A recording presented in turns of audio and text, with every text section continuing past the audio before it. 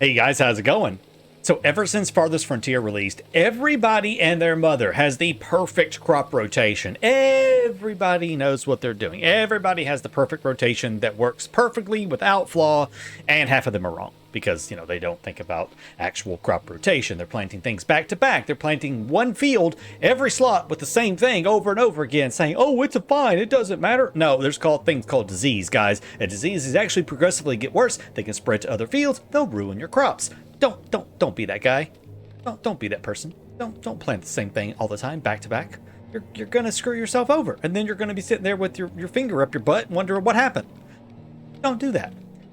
I'm gonna give you a good setup for your farms once you get into tier 2. And the reason I'm going to say it's into tier 2 is because this kind of relies on utilizing windmills and bakeries to make bread, because bread is a really good food source. You can make a lot of bread. You can get a lot of that stuff.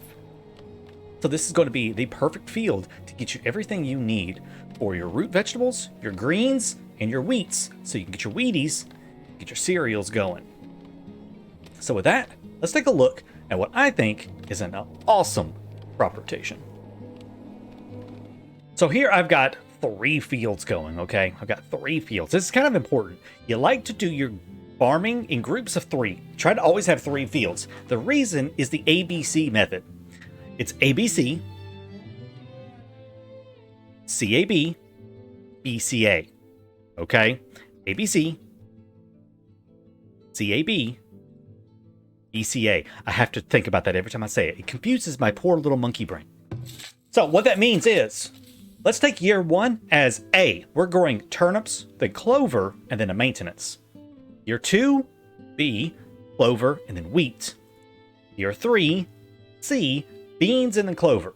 Okay, we're growing it just like this. Now we do have stuff shifted around a bit. We wanted to make sure that the wheat is over all the way because I don't want it to get too close to the frost. Wheat doesn't like frost. I'm growing beans down here and I have them scooted over because beans do not like the frost. Now there is a small chance that you can get a bit of a late frost snap in the spring and your beans might be affected. If you are scared of this, if you're scared of your beans getting caught, take them out. Put in a run of peas instead. You'll have some fallow time where nothing is happening. You could throw in a maintenance if you wanted to on this. You could leave it alone. It's up to you. But you can do the peas right here.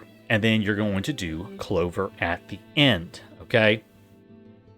Now, if we go, I'm going to take this back out. I'm going to put my beans back in here because I like my beans.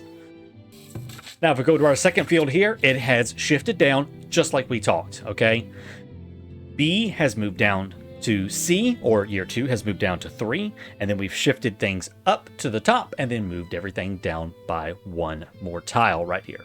So this shifts it around. And then, of course, over here, it shifts yet again, and everything's moved down 1 more. Now, this is a little interesting thing right here. Our wheat actually got diseased. Our wheat got disease. Just something to note. Diseases can still happen on your crops, even if you don't plant them back to back. If you get a little unlucky, you might get a disease. What you actually want to do in this case is I would take out this entire run right here and, probably just maybe just do some maintenance or something on it, or just run a bunch of clover on it to raise the fertility, something like that. Basically, you just don't want anything to happen. You just want it to sit there, essentially. You don't want to grow any crops on it. You want to just chill. Just let it chill. I'm actually not going to do anything with it. I'm just going to have 0 crops. I'm going to let it sit, let it chill for this next year so I can get rid of the disease. So anyways, I shifted everything around. Why do I shift it around? This ensures that every year something is being grown from one of these 3 cycles. Year 1, we would have wheat being grown. The second year, wheat is being grown here. And in the third year, wheat is being grown down here. The same thing goes for all of our other stuff. Now, why these specific selections? Well, wheat is used in your windmills to make flour for your bakeries. So you want that all the time. Turnips are a root vegetable, obviously. And root vegetables are really important for your citizens' health.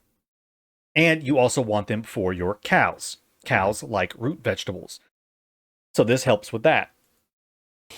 Beans are a green, which helps with things like scurvy. So you want to make sure you have beans in your diet. You could also replace the beans if you wanted to with maybe something like cabbage. You could do cabbage as well. Cabbage is also another green that helps with things like scurvy. So you want some sort of greens. Doesn't matter what kind of greens, just make sure you got a green. So you could do this right here. It's a great little setup. Now, if you wanted, you could change some of these crops around. Some of these crops are interchangeable. Let's say maybe I don't want that. Maybe I want to do the peas right here. And instead of turnips being my root vegetable, maybe I want to do leeks. Then I could do leeks and clover. So any sort of combination. Really the big linchpin of this is to make sure you do it in this pattern. Have a clover and a wheat. And then have a year where you have three things: a short, a clover, and a maintenance, and then something longer and a clover. Something like that, and make sure you're growing one of each type of food. A grain, a green, and a root vegetable. Make sure you're doing it in some sort of combination like that right there. That is going to make sure that you have something of that being grown every year, and you have all three types of food coming in at all times. Now, one little addition to this real fast is flax. Flax is something that your people need for making clothing. So how do you deal with flax? Well, you could set up a single farm, just a single farm, and maybe add some flax in like this. So this farm down here, what I've done is instead of wheat, I've just replaced the wheat with flax. I still have a very similar setup. I've got leeks being grown, and then clover, and then flax. And then actually right here, we don't want turnips right there. That was a boo-boo on my part. We want peas, and then the clover, and then the maintenance. This again meets two of our needs. We have some root vegetables coming in and some peas. And then right here, we have our flax thrown in. We only need flax once every few years. Your people don't need a lot of clothes. They don't go through a lot of clothes. So one flax every few years is all you really need. So one field dedicated to that, and I am good to go. This field right here is also very, very large, as you can see, and it's going to give me a lot of root vegetables. Only thing to be aware of with some of these root vegetables, especially things like cabbage and leeks, is they have a very short shelf life. So you want to make sure that you have barrels in your root cellars, or if you're far enough into the game, you can preserve them using jars and stuff, and have, you know, some jarred goods or whatever you want to call them, and have those sitting around to make sure they don't spoil very quickly. So, you know, just little things you need to be aware of. But that's it, guys. That is, in my opinion, the best way to do the crop rotations once you get into tier 2. Go ahead and make sure you have a 3-2-2 setup, and then rotate it around between 3 fields. That way you're growing the same stuff all the time. If you're in the early game, you could still do this exact same rotation. Just take out the wheat and add in maybe something like a cabbage or something. Just throw a cabbage in there. Go ahead and get your crop rotations set up and going, and then you can replace that with your wheat later on. The benefit of this is you're going to have really high fertilities. All 3 of these clovers, plus the beans, because beans increase fertility, is going to eventually get you near 100%. If you're not getting there quite yet, toss some compost from your compost yard onto the field, and it will help. As of the making of this video, cows actually are kind of buggy a little bit, basically. It used to be, or at some point, you used to be able to stick cows on your fields, and they would eat clover, and they would increase the fertility. But we have been doing some testing, and that's not working at the moment, at least at the time of this video being made. They will only eat something like root vegetables, or like wheat or buckwheat or something. And you want that. You don't want your cows eating all of that crop. You want that. So it's not really working quite well. I would not put your cows on your fields right now. I would use the compost and then this setup right here, and this is going to get you to 100% fertility. Eventually, it might take a few cycles. Give it time, but you'll get to 100% fertility on that, and you will be rolling in the proverbial dough.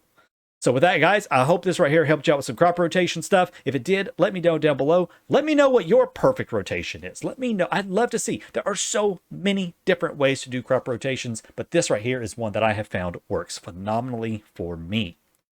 Thanks for watching. I'll see you in the next video. Take care.